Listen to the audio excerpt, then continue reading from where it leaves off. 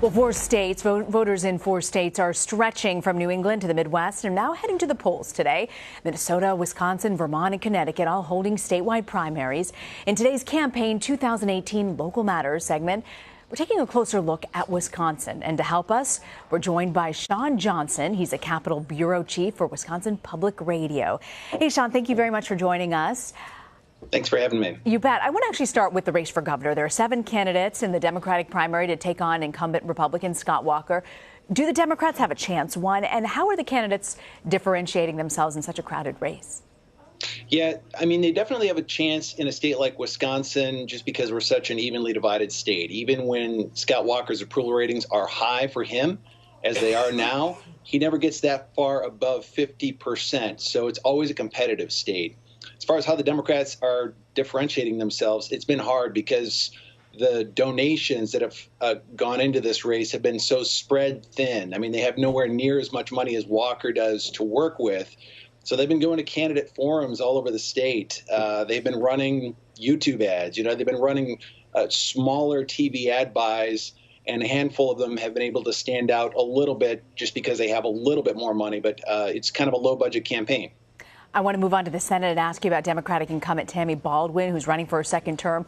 Her seat is really a prime pickup opportunity for Republicans who are especially considering President Trump's narrow victory in 2016. Who's running, and is there anyone really unlikely to unseat her at this point?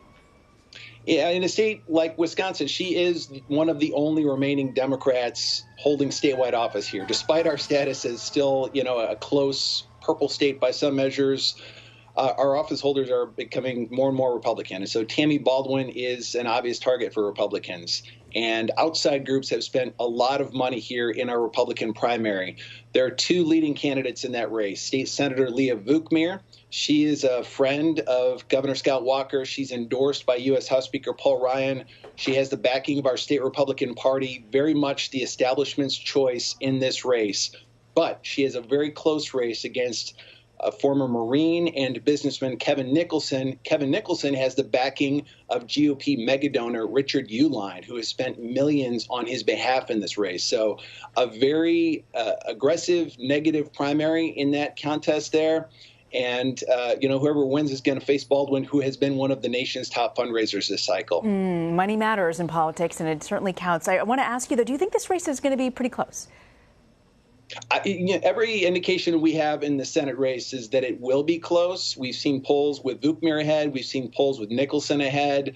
I think it will come down, especially in a Republican primary, to southeast Wisconsin, which is, what gave Scott Walker his political start. This is a very conservative area of the state, the suburbs of Milwaukee and some parts of Milwaukee County, some of the most conservative parts of the country. And so whatever else happens throughout the rest of Wisconsin, a Republican can overcome that if they do well in southeast Wisconsin. So they've been pushing very hard to get those votes out. And there's another Wisconsin race also getting national attention. It's the one to replace retiring House Speaker Paul Ryan, of course. I want to look at both sides of this race. Let's start with the Democrats, actually. The 2 candidates in this primary, they've raised a lot of money. Who are they exactly?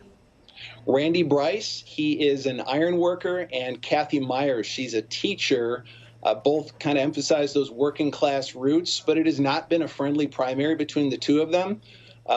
Bryce has really received most of the national attention in this race. He's been endorsed by Bernie Sanders, for example.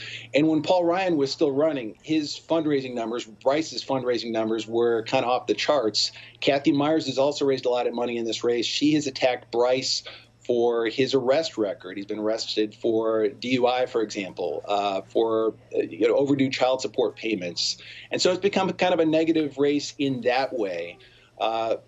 This is typically a Republican district. I mean, Paul Ryan, even in his worst year here, which was 2012 when he ran also for vice president, Paul Ryan got 55% of the vote in this district. Interesting, 55% of the vote. I want to move over to the Republican side as well, because there are 6 candidates who are running to replace Paul Ryan. It's a fascinating race. 2 of the most prominent are University of Wisconsin Regent Brian Stile, who Ryan actually endorsed. And then there's the self-described other candidate who considers himself pro-white Christian American candidate. That's how he calls himself. Paul Nealon, who's also expressed, if we're being honest here, some anti-Semitic and racist views. Which candidate has the edge?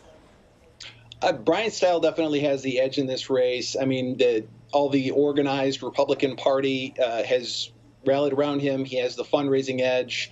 And if you look back at the last election between Paul Ryan and Paul Nealon, Nealon only got about 15% of the vote in that last primary in 2016. So he has run before. His personal views have come out even more in this race. He was banned from Twitter for racist tweets. So he's been very outspoken.